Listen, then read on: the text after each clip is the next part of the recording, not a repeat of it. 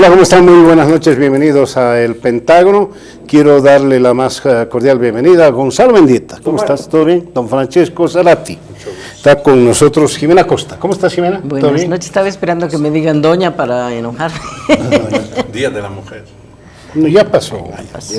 Todos los días. Está con nosotros Guido Alejo. ¿Cómo estás, Guido? Primero es en El Pentágono. Sí, muy buenas noches y bueno, aquí presto a compartir ideas, ¿no? Tú eres un arquitecto. Sí, arquitecto, también he ingresado a estudiar arqueología y bueno, me he relacionado más con el ámbito social y me parece muy útil también en el sentido de ver la disciplina desde una forma más transversal. En todo caso, lo que yo hago es más interpretar la sociedad desde la estética y desde la ciudad misma, ¿no? Ajá. Lo que pasa es que cuando estamos armando Pentágono, alguien dice, Francesco, Jimena Costa, ese rato todos aprobado. Gracias. Guido Alejo, dice él. ¿Y quién es, no es cierto? Entonces él decía, he hecho mi casa en... Del Velasco. ¿Qué has hecho para que Gonzalo Mendieta te recomiende con todo entusiasmo? Bueno, Gonzalo Mendieta está más en contacto con el ámbito, que puede decirse desde el ámbito popular, ¿no? De alguna u otra forma. Lo que yo he venido realizando han sido más... ¿Cómo? Nunca lo he visto popular, Gonzalo Mendieta. No, en algún momento hemos tenido alguna... alguna conversación, también con Pedro Portugal, con el Comunidad Pucara, de la cual formo parte. Y bueno, realizamos muchas actividades también. Y lo que yo también he venido realizando de forma independiente es el estudio de lo que es el cholet, pero desde un ámbito un poco más amplio. Y las investigaciones se han venido divulgando de alguna u otra forma en congresos, también en algunos eventos académicos, en workshops, y estoy más o menos por ese ámbito. Pero lo interesante es que desde observar este tipo de arquitectura, especialmente en la Ciudad del Alto, uno se da cuenta de qué perspectivas, qué pensamientos y qué lineamientos de imaginarios tiene la población. La misma forma, la misma fuente estética que se expresa en el cholet de alguna otra forma, implica qué quiere la gente. Y eso también es un indicador muy interesante para lo que se puede plantear a futuro, ¿no? Y para el análisis político. Es decir, para el análisis político, ¿sirve? Sí, mucho. Por ejemplo, el tema de si realmente el mundo popular quiere modernidad o no. Exactamente, y ahí va mis principales enfoques, y es algo bastante invisibilizado, pero está ahí. A veces es chocante, pero está ahí. Y hay una energía tan grande, especialmente en el mundo aymara, que está empezando a plasmarse no solamente en el ámbito de la arquitectura, e incluso por más chocante que sea lo que se ha venido viendo, especialmente en el oriente, forma parte de esa energía. El aymara, estoy hablando de forma general, quiere estar en el mundo contemporáneo, pero no tiene un asidero ideológico que le dé unos lineamientos más claros. Él llega, hace y deshace según lo que le venga en gana. ¿Por qué? Porque para empezar no existe una intelectualidad que maneje una ideología en el sentido de proyectar una modernidad propia. Y más o menos... ¿Y por qué debería tener una modernidad propia el aymara? Es decir, ¿por qué insiste en ser tan distintos? No se insiste en ser tan distintos. Simplemente por poner un ejemplo, la variante estética más divulgada en el Alto es el minimalismo polícromo, yo lo clasifico así. Y esa variante estética que se plasma en muchas viviendas del Alto, más que la variante andina, que es la más famosa, te da a entender que la gente está con la mirada en determinado lugar. Y ese lugar también retrae a otro tipo de referencias. El comercio, el mismo hecho de manejar esta estética, el mismo hecho de alguna forma, el uso del cemento, del fierro, el uso del acero. También, o sea, esto prácticamente... ¿Y la política? Pero ahí está, el MAS durante los últimos años ha venido publicitando todo lo que vendría a ser las obras públicas en base a esta palabra, moderna. La viene, la inculca, la replica, y la gente empieza de alguna forma a adoptar eso, y eso canaliza un apoyo. Eso es lo que yo le llamo modernidad aparente, o sea, ¿y eso no quiere la gente? Como dice... Más bien, eso no quiere, eso quiere. Y le está entregando el producto que busca. Sí, pero los jóvenes sobre todo usan Armani, quieren gomina, quieren unos cortes como si el corte los hubieran hecho en el Cosmil, más o menos. Es otra cosa, pero ¿se puede englobar a la ciudad del Alto en eso? No, es muy diverso, no se puede. Es muy diverso. Es como si estuviese domesticando en parte muchas expresiones de la modernidad a una cultura propia, ¿no?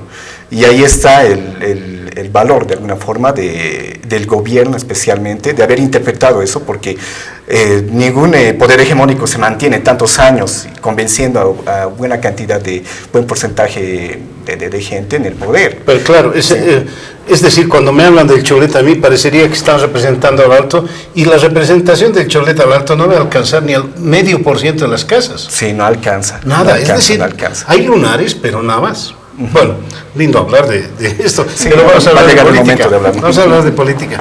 ¿Quieres hablar de política? Quiero partir de que no es pues hegemónico, porque si hubiese sido en algún momento hegemónico, no hubiera tenido las situaciones que se le han presentado al principio y en el tercer mandato. En el 2008 no podía aterrizar en Ribera Alta, ahora no puede aterrizar en Potosí. Si hubiera sido un proyecto realmente hegemónico, sí tenía capacidad de hegemónico. No sé si no puede aterrizar. Bueno. Una precisión. Pero en todo caso, el punto es que ya no puede ir libremente en el helicóptero que nos cuesta a todos nosotros por el país sin consecuencias, ¿no? La gente está empezando ya a molestarse del uso de los recursos públicos en la campaña. Y digo, no es hegemónico para mí porque siempre ha habido alrededor de un 38-39% de la población que nunca aceptó el proyecto del movimiento al socialismo. En todas las elecciones hay más o menos entre un 35 y un 39% de voto que era contra Evo Morales. Eso ha subido mucho para esta campaña, ¿no? Estamos hablando ya de que el MAS tenía casi 2/3 y 1/3 en contra, y hoy estamos prácticamente al revés. Tienen 1/3 y hay 2/3 que ya no quieren más.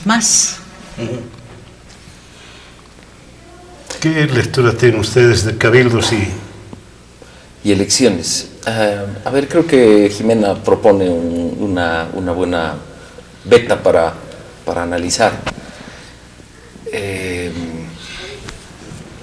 Y yo tiendo a creer que este proceso se refiere a una Bolivia cambiante, más urbanizada, con clases medias crecientes y con aspiraciones probablemente distintas y venidas de culturas diferentes. Lo tradicional del país había sido la división ciudad-campo, la ciudad, digamos, que era la creación de las incursiones españolas coloniales, y el campo en su vida propia, República de Españoles, República de Indios. Me parece que, digamos, el gran proceso de urbanización ha dado lugar a una campesinización de las urbes. Entonces creo que el proceso, porque uno podría hacer el mismo cálculo, Jimé, de cuánta gente resistió la revolución del 52, y también era gente de las clases medias, que, digamos, veía azorada el cambio, el trastorno de un mundo, digamos, ¿no? La relación con el campo y todo. Entonces, yo creo que si tu acento en decir que no hay hegemonía es que ha habido una proporción de la sociedad que siempre se mantuvo resistente, creo que es correcto. Pero creo que este proyecto logró expresar, la pregunta si va a lograr proseguir haciéndolo, la aspiración de esas clases medias de reciente urbanización. Roger Cortés para mí tiene una buena diferenciación de cómo los bolivianos actuamos según nuestra generación de urbanización. O sea, en la medida en que cuanto antes has llegado a la ciudad, pretendes unos protocolos que les exiges a los que han llegado después, pero que no tienes respecto a los que han llegado antes. Yo creo que algo que estamos viendo, digamos, para analizar el proceso por abajo, más que por las sensibilidades que cada uno tiene en la política. Yo quisiera tocar un poco concretamente el tema de los cabildos, que tienen ciertos aspectos comunes. Yo estuve en el cabildo último de La Paz y me puse a observar, obviamente han sido cabildos muy masivos y anti-masistas.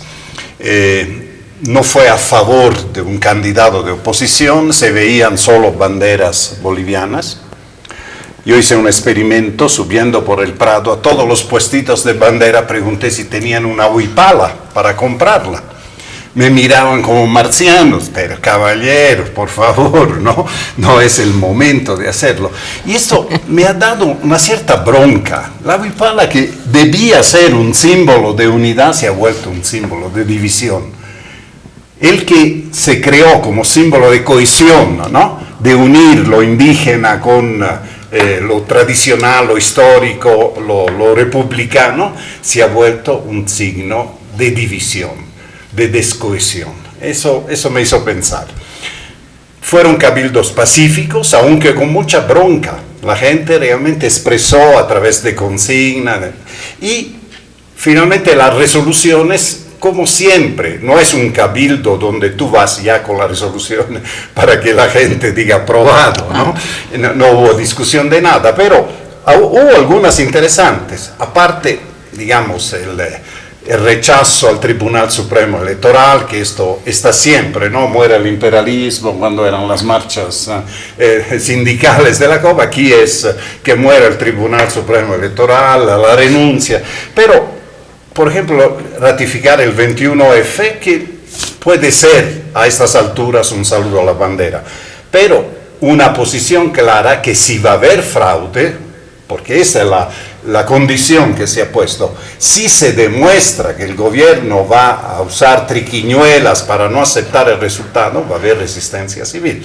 Esto lo dijeron en Santa Cruz en una ratificación. Y el otro elemento que ha salido es que se van a impulsar juicios de responsabilidades a escala internacional y nacional contra Evo Morales por delitos específicos, no porque ha sido un presidente durante 14 años, sino por lo de la Amazonía, una serie de ecocidios.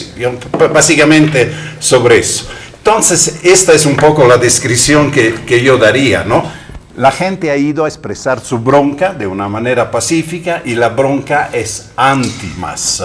No ha ido, digamos, todos los partidarios de Carlos Mesa ni los de Ortiz. Estaban ahí, cada uno con sus banderas. Una señal, digamos, un simbolismo muy claro alrededor de la bandera boliviana, de la tricolor, y una intención de mantenerse en pie de lucha, que aquí no termina con las elecciones, aunque implícitamente se han aceptado las elecciones. Yo quisiera hacer una pregunta incómoda para pasarle un rato el balón a Guido. Y es a propósito de algo que leí sobre Octavio Paz, que Octavio de Paz decía: hay un rito sin riesgos en Latinoamérica de condenar a los dictadores de derecha, porque no hay riesgos en ese rito. Pero comenzar a criticar a Cuba o la izquierda, en eso hay riesgos. Y yo creo que en la clase media boliviana comenzamos a tener un fenómeno que es criticar al MAS casi ya no tiene riesgos, porque todos lo hemos criticado desde el principio. Pero preguntarse cuestiones incómodas para entender por qué todavía una parte del país lo apoya, creo que es una misión imperiosa. Y a mí una cosa me preguntaba, y por eso quiero pasarle la pelota a Guido, y es: ha habido cabildo en Santa Cruz que ha motivado cabildo en La Paz y en Cochabamba. ¿Por qué no ha habido cabildo en el Alto? Bueno, el Alto no viene a ser una región especial. O sea, en parte, si hablamos en cuanto a porcentaje poblacional y a porcentaje de votación del MAS, sí aporta con mucho, pero también forma parte de la mayoría, en este caso, de la votación que vota a favor de Evo Morales y lo apoya, y eso de forma silenciosa.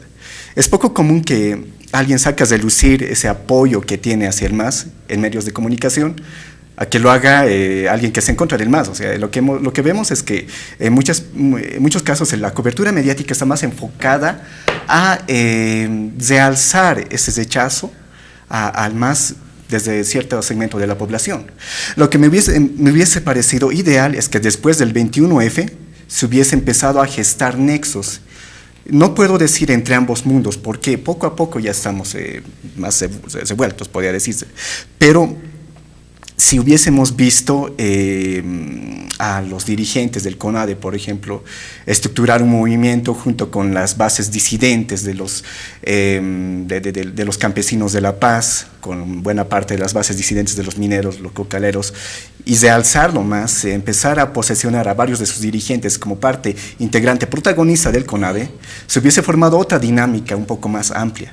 Lo que ha ocurrido con la lucha del 21F es que primeramente se ha venido a darle una interpretación de entre el área urbana y el área rural que apoya a Evo, área urbana que apoya a la salida de Evo, ¿no? Y luego se ha empezado a recortar más, que entre las clases medias urbanas y las clases populares, y era otro recorte, y eso se ha venido empequeñeciendo más, y ha acabado de alguna forma dejando de lado a un segmento importante de la población que hubiese aportado determinantemente en lo que era el respeto del 21F. Y ese es un error que se comete a menudo, se empieza a reducir, a esencializar en determinados grupos una lucha que puede ser más amplia, ¿no? Yo creo que hay mucha tela para cortar en eso de los dos mundos, ya están demasiado mezclados, están muy mezclados, y lo que habrá que escudriñar en el Alto, yo tomo la pregunta de Gonzalo, es cuáles son las razones para que más de un 50% de la población alteña mantenga el apoyo al movimiento del socialismo. Yo he tratado de buscar algunas respuestas con cifras. Por ejemplo, en términos de la distribución de la inversión, producto de la deuda externa, y allá encuentras algunas respuestas, ¿no? Por ejemplo, Santa Cruz, Cochabamba y el Alto son de los que más recursos han recibido. Los recursos que vienen de inversión pública vía deuda externa para el Departamento de La Paz, la mayor parte de la tajada se va al Alto. Entonces sí, han visto resultados de gestión. Entonces eso tiene que generar apoyo. Pero en general en la Hollada el apoyo es muchísimo más bajo, en el Alto es bastante más alto. Las últimas encuestas, voy a tomar la de la UMSA, porque hay una que me parece que la hubiera hecho o el vice que no le va muy bien en mate, o Juan Ramón Quintana, así a pulso, ¿no? Ya, póngale 55 en La Paz, digamos, porque no son creíbles, ¿no? Encuestas, hay una tendencia que todas muestran que no ha logrado superar el 38% más o menos, y de repente aparece alguna que lo pone por encima del 40% con distancia de más de 10. No es creíble, pero sí nos está mostrando que hay un sur del país, un Chuquisaca, Tarija y Potosí, que tienen un descontento muy grande con los resultados de la gestión pública. No sucedía con Potosí. Chuquisaca y Tarija más o menos, digamos, pero Potosí era como el Alto, en los que ganaba más del 90%, más del 80% Evo Morales en las anteriores elecciones. Entonces tú tienes un MAS que en su primer mandato tenía muy fuerte el occidente y tenía resistencia en la llamada media luna, incluyendo hasta Cochabamba con Manfred Reyes. Han ido pasando los famosos 14 años y hoy tenemos un Santa Cruz que en alguna medida le ha dado oxígeno a Evo Morales y al movimiento al socialismo, producto de un enorme esfuerzo de inversión pública. Cuando uno mira la inversión de la deuda, de 14.000 millones de deuda contratada habló, más de un tercio se va a Santa Cruz, ¿no? Y de repente ves así 3.000 millones a Santa Cruz, 60 millones a Oruro. Así esa es la diferencia, es absolutamente abismal. Es decir, han hecho una enorme inversión para ganar el voto cruceño, el apoyo en Santa Cruz. Y mira que no lo han logrado, ¿no? En la encuesta que menciono, si no me falla la memoria, está en segundo lugar. El MAS en Santa Cruz, a pesar de todos esos esfuerzos.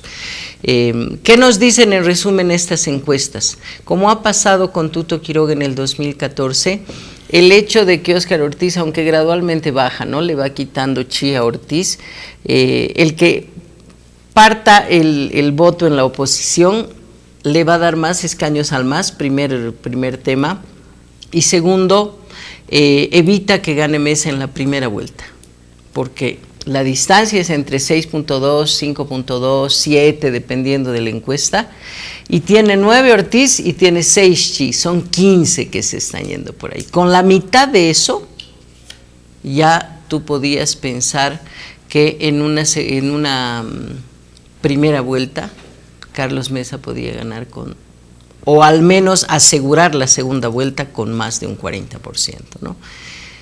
Ha cambiado el país, como ha cambiado Evo Morales, ya no es el hombre de la chompita rayada que entró en el 2006, ¿no? Partamos de ahí, ahora es otra persona. Un apéndice sobre el voto del alto. Deberíamos mirar históricamente hacia atrás y vemos que no es uniforme el voto del alto, no es un voto siempre de izquierda o siempre popular. Han votado para todos. Por José Luis Paredes. Que Por ganó José Luis Paredes, Suárez, por Palenque, es decir, han Vance tenido ganó. por No, Vance. pero yo haría periodos. Si queremos entrar a eso, haremos periodos. Porque decir han votado por todos es como no hay una línea. Y creo que esa es una conclusión Con errada. Yapa Eso fue- sí, si me fue- dejabas terminar, era en función de una coyuntura. Como decías, en esta coyuntura se guían por cuestiones económicas. Hay más circulante, hay más apoyo. Pero cuando fue la corrupción de Patana, se volcó también en la oposición. Votaron por Samuel o por Soledad, digamos, apoyada por UN. Entonces tampoco es un voto de camiseta, es un voto que ve las oportunidades que le conviene más. Eso O sea, yo diría que es un voto práctico, pero también es un voto con identidad. O sea, cuando la última vez que ganó la ADN ahí fue antes de Vázquez Villamor. Después de Vázquez Villamor le ganó Fue a al Mario inicio de la Mercado, fue al inicio de la democracia. O sea, Vázquez Villamor le ganó a Mario Mercado y en eso puedes ver un asunto de identidad, no de inversión. Sí. Vázquez Villamor era un hombre más visto como un profesional popular, digamos, en ese momento. Después vota por Palenque, por Clavijo, y hay un montón de alcaldes que terminan fugados o presos, pero también el aspecto de cercanía. No puedes decir que Palenque era aymara, pero puedes decir que Palenque había hecho esfuerzos por acercarse. Y si uno no interpreta los esfuerzos de Pepe Lucho Paredes de acercarse al Alto, yo creo que estaría errado, porque no cualquiera que hubiera salido del MIR podía ser alcalde del Alto. Entonces, a la vez que yo creo que el Alto responde a una gestión, y ahí es explicable lo de Soledad Chapetón, pero no creo que hubiera sido el mismo resultado con otro dirigente de Unidad Nacional, había que tener el acento identitario. Entonces veo que hay una combinación, hay un voto práctico, que es me tienes que ofrecer resultados, pero hay otro voto, me tienes que reflejar. Y creo que ese trabajo es un trabajo ausente en la oposición. Sigo pensando que ha sido una soberana tontería el haber dividido La Paz y el Alto.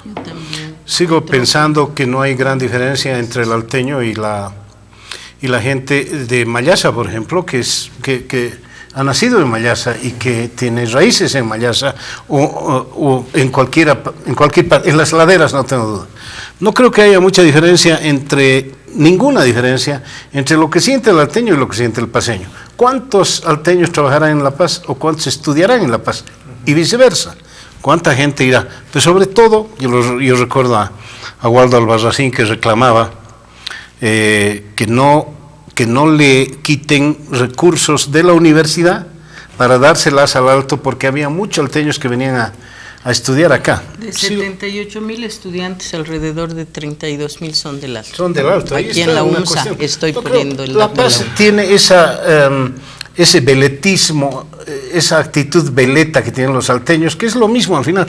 Los paseños hemos votado por Banzer, por el MIR, por el Partido Comunista, por el que se ha puesto ahí. No es nada constante. Vamos a hablar de eso luego de los mensajes, ¿me permiten? Vamos a los mensajes, por favor.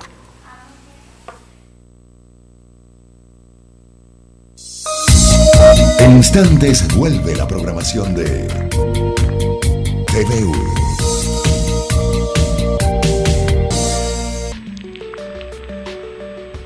Carecer de libros propios es el colmo de la miseria. Sexualidad es cultura. Sexualidad es familia. Sexualidad es diversidad. Sexualidad es libertad. Porque todos somos comunidad sexual. Comunidad sexual. Me lo ha matado a mi hija.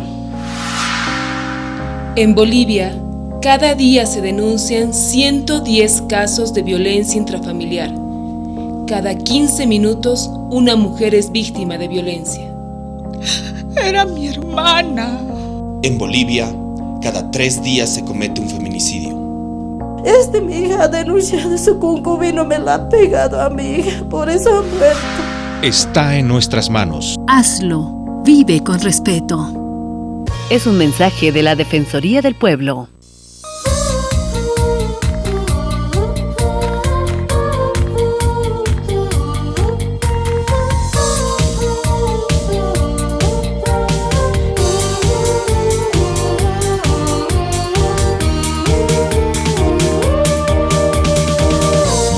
televisión universitaria. Access piensa en los que están empezando un nuevo camino, en las nuevas pymes, las startups, los recién casados, los estudiantes, los recién graduados, los del primer empleo. Por eso ahora, con esta nueva velocidad, Access les da internet a todos ellos. 5 megas de alta calidad por solo 69 bolivianos al mes los primeros 6 meses. ¿69? Sí, 69. ¿En serio? 69 bolivianos al mes los primeros 6 meses y 169 a partir del 7º mes. Access, otro level. Expresada por la ATT. Continúa con la programación de TVU.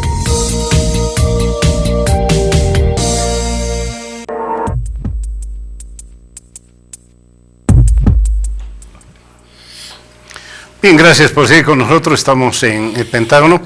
Encuestas, hay algunas que se han sentido tan avergonzadas, pero tan avergonzadas, que le han quitado hasta 5 o 6 puntos a Evo Morales y han subido a algunos, a Carlos Mesa, han subido, pero las encuestas siguen siendo, digamos, motivo de discusión en este mundillo político que tenemos, donde la gente se está preguntando quién dice la verdad, quién miente, igual que los medios de comunicación, quién dice la verdad, quién miente, o todos mienten. Esa es la pregunta, depende de dónde estás pateando la pelota. En todo caso, Francesco insistía en un tema que tiene que ver con el voto oculto, y eso tiene que ver con las encuestas. ¿Qué es el voto oculto en todo caso? Bueno, hay un voto oculto de gente que puede dar una respuesta cuando su intención de voto es otra, y otra que está en los indecisos. En el gran número de indecisos, los que dicen voy a votar en blanco, es también alguien que no quiere revelar, ¿no?, cuál es su voto. Pero yo quería hacer un balance. Hemos tenido encuesta para todos los sabores y para todos los gustos, pero hay ciertas tendencias que podemos resumir. Por ejemplo, en todas las encuestas, ¿no?, Evo va primero y Carlos Mesa va segundo. La segunda cosa es que esta diferencia tiene una tendencia a achicarse. Y la tendencia a achicarse pone el problema que la meta que tenía el MAS de los 2/3, de ganar con los 2/3, se ha hecho mucho más difícil. Puede esperar tener una mayoría en el Senado y tener una mayoría en diputado. Entonces, se le hace un poco complicado. Más bien, la segunda vuelta se hace más probable. Yo veo una situación similar a lo que pasó con el referéndum del 21F. Según algunos rumores que circulan, el gobierno, Evo Morales, estaba seguro de ganar el referéndum 21F hasta una semana antes, y no calculó el efecto que tuvo todo el escándalo de la Zapata y del Fondioc y todo lo demás. Y esto hizo que a último momento, digamos, las encuestas fallaran y se revelara, ¿no?, cuál era la verdadera intención de votos de la gente indecisa que optó por eso. Hay algo similar. Aquí no hay la Zapata, pero hay los famosos incendios, ¿no?, de la Chiquitania. Esto en Santa Cruz se ve fuertemente. Y segundo, hay este efecto del chi, ¿no?, que yo tengo una lectura de él que va hacia el electorado fundamentalista, tradicionalista que tiene el MAS. Y este es un electorado evangélico que es dirigido por pastores, por gente que dice, no, hay que votar por este porque es más ético, y por eso es bueno, el otro no, es un malo, es un pecador o lo que sea. Estos elementos me hacen pensar que todavía hay una incertidumbre sobre la verdadera diferencia que puede haber, y si va a haber, entre las dos primeras candidaturas. Encima de eso está tomando fuerza la idea del voto útil. Ha habido algunos personajes que se han pronunciado, ¿no? Tutto Quiroga hoy ha lanzado un llamamiento a no dispersar el voto. Samuel ya lo hizo. Ha intervenido para confundir, como siempre, las cosas, el zorro, ¿no?, con un video a su gusto. Y analistas como Manfredo Kempf Mercado, que también, ¿no?, razonando simplemente, que es gente fuera de toda sospecha de ser, digamos, pro Mesa o pro candidatos de Colla, bueno, dice, aquí el bien mayor en este momento, el objetivo es preservar la democracia interpretada como un cambio de gobierno. Entonces, hay una serie de elementos que a mi criterio hacen ver que una segunda vuelta es posible y que a estas alturas, a una semana de las elecciones, el juego de cintura del gobierno para hacer algo es muy limitado. Las posibilidades de fraude que teme mucha gente tal vez no se van a dar. Hay un voto del exterior que sí, digamos, es todavía una incógnita. Pero, digamos, yo veo una partida abierta, un partido abierto todavía, y que se definirá en las horas previas, yo creo, a la votación. Yo quisiera plantear 4 elementos para no seguir con el discurso de que si van a hacer o no fraude. Yo creo que es posible que lo hagan porque no son demócratas, no creen, utilizan las urnas y las elecciones, pero no creen en ellas. La prueba es que no se respetó el resultado del referéndum del 2016, ¿no? Pero creo que más allá de la manipulación de resultados, que a eso se llama fraude, hay 4 cositas que debemos observar. Ya lo he mencionado acá. ¿Cómo ha crecido, dónde ha crecido y cuánto ha crecido el padrón electoral? ¿No? Si tú ves en global, tomando como año cero el padrón 2005, Gonzalo, que era un padrón depurado, era un padrón limpio después de varias elecciones, si comparas el padrón del 2005 con una corte creíble de gente seria, con el padrón actual, ha crecido en 190%. Ya, ¿la población ha crecido en 190%? No. Y se supone que el crecimiento del padrón debería tener una correlación con el crecimiento demográfico. Primer punto. Entonces, ha crecido de manera inusual, nadie da una respuesta de eso con ciertos elementos que te permitan algún grado de credibilidad. Puede haber una explicación parcial, ¿no? Bueno, que la migración interna, bueno, podrías decir eso, pero que crezca 183% en Pando y 60,5% en La Paz, o 130% en Santa Cruz y 60,5% o 62% en Chuquisaca. Algo tiene que haber, ¿no? Pero la población no ha crecido en 190%. Entonces, ¿por qué el padrón sí? Segundo, ha habido un proceso de colonización interna, ¿no? De llevar población de ciertos lugares del occidente hacia Pando, hacia Santa Cruz, motivada por el reparto de tierras del INRA o por tierras para ampliar la frontera agrícola, cocales, lo que tú quieras. Pero ha habido una colonización desde departamentos de occidente hacia Santa Cruz y sobre todo Pando, y será también algo de Beni. Yo creo que es una intención política, no tiene que ver con frontera agrícola, ni siquiera solo con cocales, tiene que ver con torcer el voto de la población de ese departamento, ¿no? Entonces yo siempre pierdo ahí, entonces voy a llevar mi gente y voy a ganar con mi gente, pero en tu rancho, ¿no? Segundo factor, entonces el primero lo que crece el padrón, el segundo la colonización interna. El tercero, el control del órgano electoral. Antes teníamos unos vocales que bien, mal, pésimos o no, podías confiar en los notables de hace años. Después llegó la banda de los 7 y ahora estamos en una banda que no sé si son en realidad 7 o 5, pero responden al mandato del Ejecutivo y a los intereses de Evo Morales, no responden a la institucionalidad. Entonces, para controlar un proceso electoral, utilizar recursos públicos, lo primero que tienes que hacer es controlar al árbitro, y lo controlan.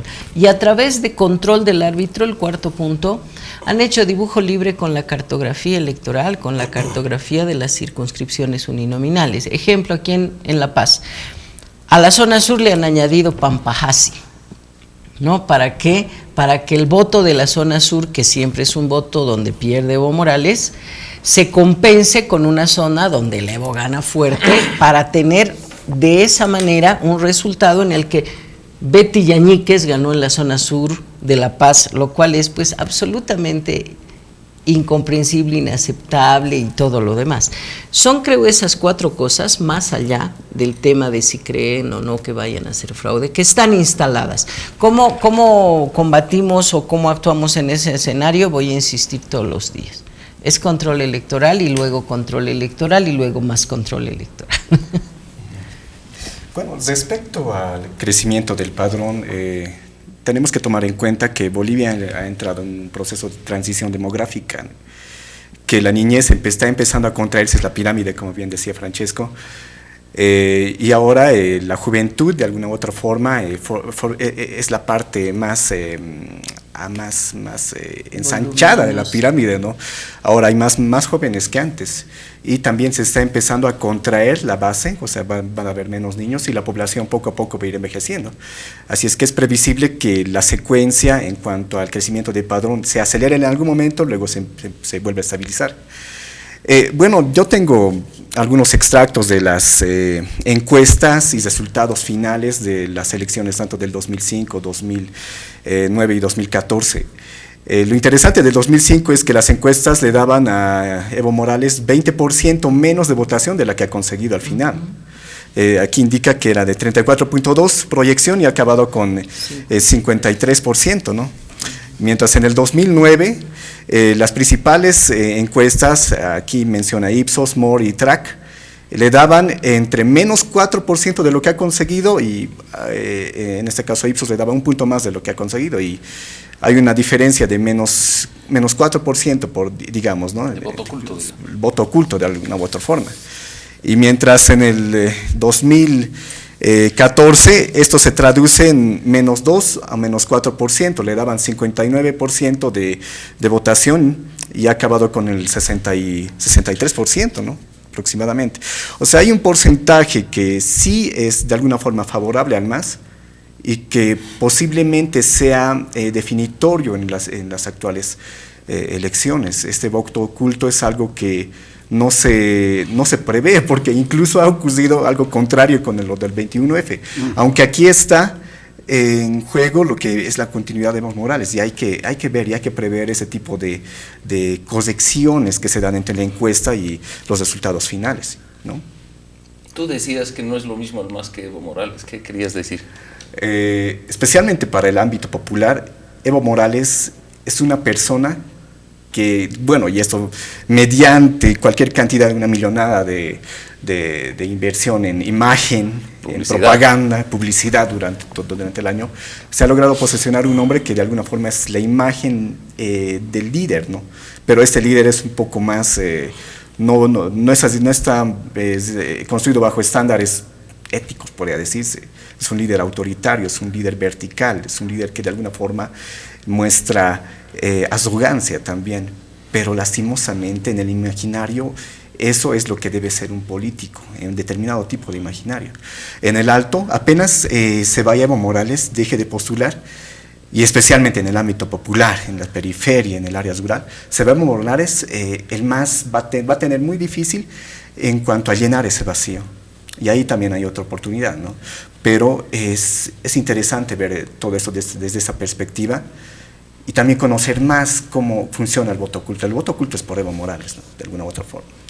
Ahora, yo tengo una pregunta en este contexto. El próximo domingo a esta hora ya vamos a saber en boca de urna quién ganó. ¿No vamos a estar acá? No sabemos todavía. Ya. No sabemos. Por ahí me dicen, Mario, Pentágono normal, y una flota vénganse a pie, algo así. Pero yo lo que me estoy preguntando es qué va a pasar el lunes, qué es el día después. Obviamente depende de los resultados. Seguramente si Evo Morales, como le gustaría, gana en primera vuelta, ¿cuál sería el día después? Seguramente va a ser distinto a uno que sí va a haber segunda vuelta. Y en ese contexto yo les pregunto, ¿ahí se acaba? En la discusión del día después, o se viene una crisis política tan terrible para uno para el otro y para quien tenga que ser? ¿Se viene una crisis económica y política muy, muy difícil? Para mí, no importando quién gane la elección, primero hay que ver el Ejecutivo y el Legislativo, no solo el Ejecutivo. No importando quién gane el gobierno, se abre un periodo de transición. ¿no? Porque el MAS está de salida. Años más, años menos, es un proyecto político que ya está en su fase de agotamiento y el propio liderazgo de Evo Morales, ¿no? Que en algún momento estaba en un fanal subido en el Olimpo, hoy se ha vuelto mundano y tremendamente cuestionado por al menos 2/3 de la población.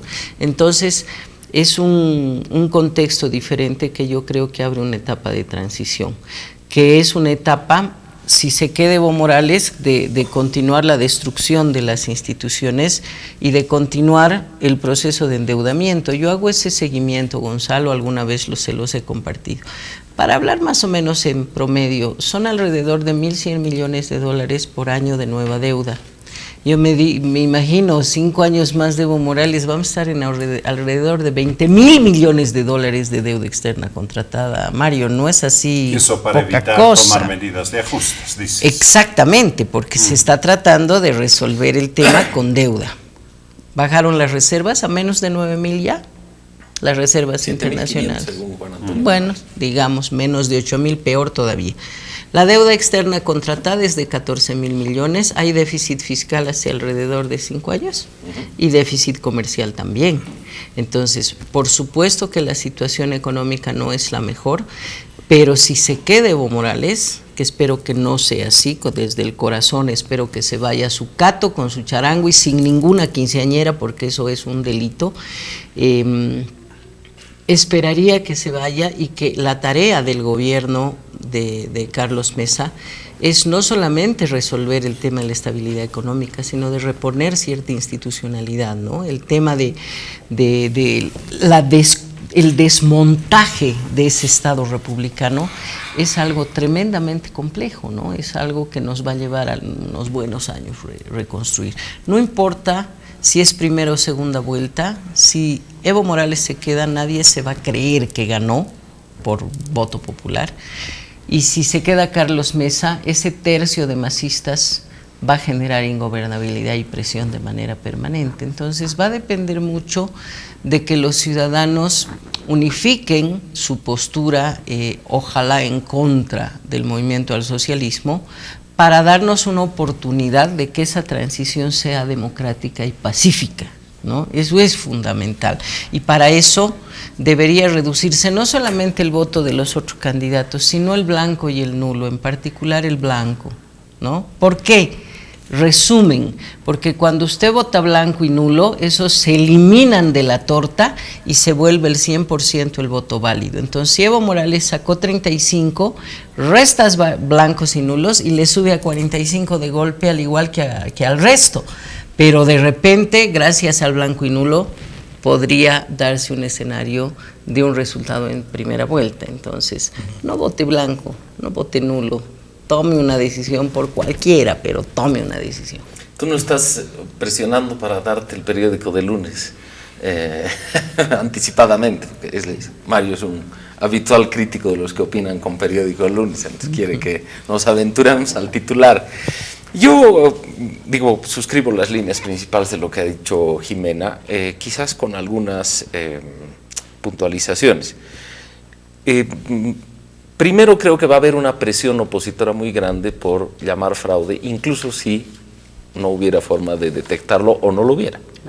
O sea, yo creo que va a haber una presión, porque tiene que ver sobre todo con la memoria del 21F, digamos, eso va a estar muy presente.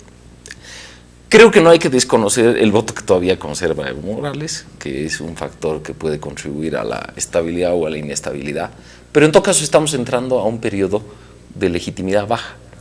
Y esa legitimidad baja podría afectar a un Mesa en la presidencia y podría afectar a un Evo Morales porque sustituir una coalición de la envergadura del MAS, por lo visto no va a ser posible mediante el reemplazo de una coalición semejante.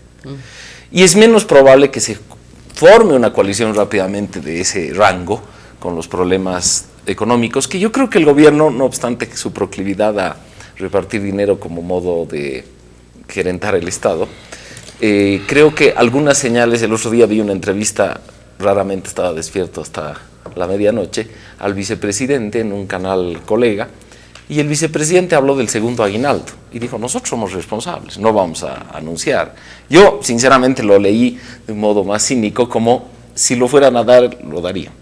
Eso quiere decir, bueno, no sé, pero si no hay segunda vuelta es otra cosa. Entonces, eso quiere decir, no obstante, que hay una cierta preocupación respecto a los números. Y yo creo que si uno compara el comportamiento de este gobierno en materia económica con sus pares, se da cuenta que por la memoria del UDP algo suenan los números. Yo no creo que, a pesar de que, digamos, la opción de corto plazo ha sido contratar deuda, esa sea una opción de mediano plazo. Y los economistas dicen que el segundo semestre algo habrá que hacer. Parte es que ya con la inversión pública no es suficiente para reproducir la economía. Le tienes que dar una pausa a la inversión pública, y eso supone no necesariamente botar gente a la calle, pero probablemente menos movimiento en la economía. Yo creo que podríamos estar expectando, para hacer anticipar algo lo que va a pasar, si el MAS gobernara a la fase última de Perón, cuando Perón tuvo que hacer una ley de hidrocarburos parecida al código Davenport movimentista, para llamar a inversión, porque se da cuenta que solo con el Estado ya no se puede. Y de hecho, perdón, una cosa más, el vicepresidente dijo una cosa muy clara a mi juicio dijo, lo usual en Bolivia es ir de la privatización a la nacionalización, nosotros estamos en el justo medio, pero les anticipamos que va a haber alianzas público-privadas, que es un modo de decir necesitamos al mundo privado. Entonces yo creo que comenzamos a ver también un MAS que está más alerta a la economía de lo que nunca estuvo. A ver, voy a hacer un pequeño ejercicio en torno a las predicciones. Digamos que Evo Morales tenga un 38% y Carlos Mesa un 35% y tenga que irse a una segunda vuelta, y que ahí pueda ganar en la segunda vuelta Carlos Mesa con 35%. Gonzalo, que tiene una gran memoria, te va a decir con cuánto ganó en esta época democrática desde el 10 de octubre el partido que más votos ganó. Claro, 36% Gonzalo Sánchez Lozada. Y hizo un gobierno que tuvo mucha fuerza. Tuvo mucha fuerza. Y el que menos, digamos, ADN con el 21%. Creo que la diferencia acá, yo siempre retorno a ese ejemplo para que uno no pierda de vista la envergadura de tener 30 y tantos % en una democracia como la boliviana. Claro que gobernar contra las ciudades también es difícil, y contra las clases medias así, digamos, indignadas. Entonces, a pesar de que yo creo que es un apoyo bastante fuerte, de todas maneras, lidiar en esa administración política con las clases medias tampoco es fácil. Y lo mismo en el caso, si fuera Mesa, yo creo que, digamos, su falta de inserción en el mundo popular va a tener un costo. Hay un elemento en este final de campaña que nosotros tocamos en el anterior programa, el temor, ¿verdad? El miedo que se está infundiendo. Yo creo que el argumento que da es fundamental, es correcto, es racional, hay que tomarlo en cuenta, pero viniendo del gobierno, que si no nos van a reelegir, aquí va a haber ingobernabilidad, vamos a volver a un país caótico, etcétera, es una manera también de presionar el voto. El hecho de que Evo Morales no solo no vaya a un debate, en este momento hay debate en Argentina, obligatorio, ¿no? Creo, esta noche. Pero acá no es obligatorio, obviamente se cuida. Si no es obligatorio, el que está adelante se cuida para no ir. Pero no solo no va a debate, no va a una entrevista. Estuvo en Red 1. Pero la de Unitel, que era la más exigente, esa no ha ido. Y el tema es que la elección de Bolivia también tiene un cierto realce internacional. Hoy hay dos periódicos internacionales, la Tercera de Chile, que hace un perfil de Carlos Mesa a partir de sus colaboradores. Creo que tú también estabas citado. No me han mencionado. Bueno, y en El País está también una acompañamiento, como le gusta a Evo, de un periodista español que lo sigue, pero que empieza a soltar algunas cosas, muestra el uso y abuso de los bienes públicos para su campaña, como todos ministros, como Fuerzas Armadas están a disposición de un candidato, cosa que en otro país debe hacer parar los pelos, ¿no? Realmente, utilizarlo de una manera, además, así, tan abierta, ¿no? Yo creo. Entonces muestra que los ojos de la comunidad internacional también están abiertos. Tengo entendido que hay también un interés de los organismos internacionales a cuidar que este proceso no provoque mayores problemas en el país a través de un fraude de triquiñuelas. Anunciaste cabildos y anunciaste estas... A mí me ha llamado mucho la atención que cabildo en Santa Cruz, en Cochabamba, en La Paz, han terminado absoluta y totalmente pacíficos. Pero un lugar, un sector, no sé, realmente hay imágenes contradictorias, no tanto, pero hay alguna que me llama la atención. Lo de Potosí, ¿cuán grave es lo de Potosí? No era un cabildo, era un cierre de campaña de Evo Morales, y de pronto Evo Morales, que sale rajando, realmente salió como en motocicleta y después en helicóptero rápidamente, en Potosí, que es un lugar que según una encuestadora, más o menos el 40 o 50% le da o más, ¿no? Pero la ciudad es distinta. Pero, que el campo. ¿Sí? No es... ¿Qué lectura es Potosí? También tenemos que tomar en cuenta el componente urbano-rural, en ese sentido, ¿no? Del apoyo rural más Evo Morales y el urbano más en contra de Evo Morales. En Potosí también hay una proporción mayor de población rural, o al menos entre población rural y ciudades intermedias con la misma capital. En todo caso, lo que ha venido realizando Potosí como una reivindicación más regional se ha focalizado en la ciudad y por ende puede brindar otro tipo de imagen. En este caso, sí hay una fuerte oposición, pero no es la mayoría. Y eso también va a repercutir en los futuros, está repercutiendo en las encuestas actuales y también en los resultados finales. Varias regiones en Bolivia donde mediáticamente está a la orden del día la oposición de Evo Morales, no necesariamente implica el sentimiento de toda la región, de todo el departamento. Y ahí también se construyen de alguna forma imágenes que no necesariamente conllevan con la realidad o la preferencia electoral que se está recogiendo en las encuestas y que se va al final materializar en el voto, ¿no? Yo vería eso de esa forma. Hay una oposición, pero una oposición focalizada en determinadas regiones de Bolivia. Tengo una hipótesis, porque es solamente eso, ¿no? Pero las redes de la comunidad que funcionan en área rural son mucho más fuertes que las que funcionan en área urbana, ¿no? Tú no sabes quién es el presidente de tu junta vecinal, pero con certeza que en cualquier comunidad, todos los miembros de la comunidad saben quién es el Gilacata, ¿no? Es decir, no estás hablando de redes sociales, estoy hablando de las redes de organización de la comunidad. Entonces, ¿qué es lo que yo he recibido de denuncias varias veces en estos últimos años? Es que en las comunidades se toma decisión del voto en asamblea comunal. Es una decisión colectiva respecto a un voto que es individual, de acuerdo a la Constitución, y que debe ser libre y que debe ser secreto y demás.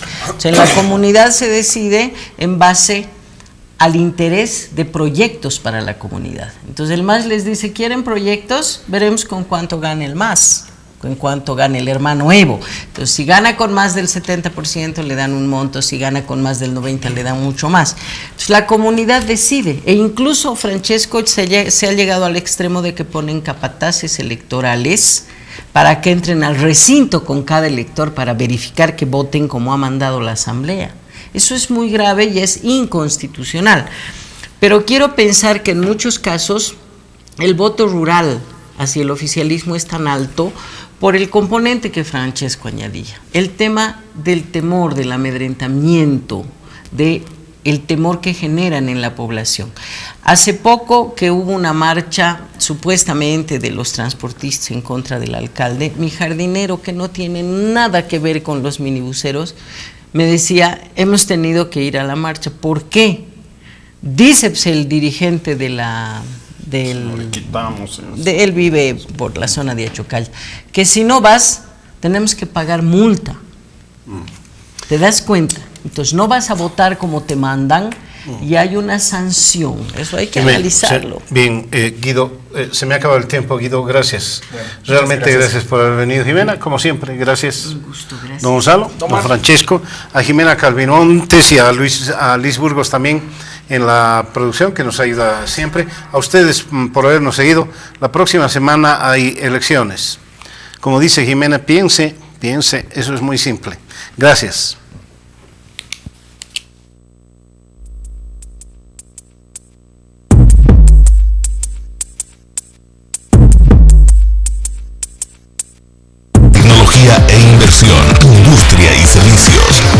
opinión e información. TV Empresas. Hoy en nuestro sector de emprendimientos y negocios, Estilos Bolivia, una empresa dedicada a la comercialización y venta de calzados para damas y caballeros, con lo último en moda y tendencia, calidad y garantía. Estilos Bolivia, una nueva forma de caminar. Bienvenidos, amigos de TVU, a una nueva entrega de TV Empresas. Sí, amigos, no te equivocas, esto es TV Empresas. Bueno, en esta ocasión me siento muy contenta, muy feliz, porque a la familia de TV Empresas se une Estilos Bolivia. Sí, queremos dar la más cordial bienvenida también a todo el equipo quienes conforman esta prestigiosa empresa en la ciudad de La Paz. Ya me encuentro con su gerente propietario, José Vázquez Vargas. Qué gusto tenerte otra vez en el espacio, José, una carita familiar del espacio. Muchas gracias por la visita, Gladys. Te quiero dar la bienvenida a esto, lo que es Estilos, para presentar el nuevo producto que tenemos en este año. Vamos a entrar con todo con la marca Caruso. Comentarte, Gladys, a ti y a tu público que Estilos Bolivia nace hace 15 años atrás, un emprendimiento familiar que nació primeramente con mi esposa y mi persona, y empezamos a trabajar en lo que es en calzados, y gracias a Dios nos va bien, y ahora estamos ubicados acá en las diferentes direcciones en la ciudad de La Paz. Estilos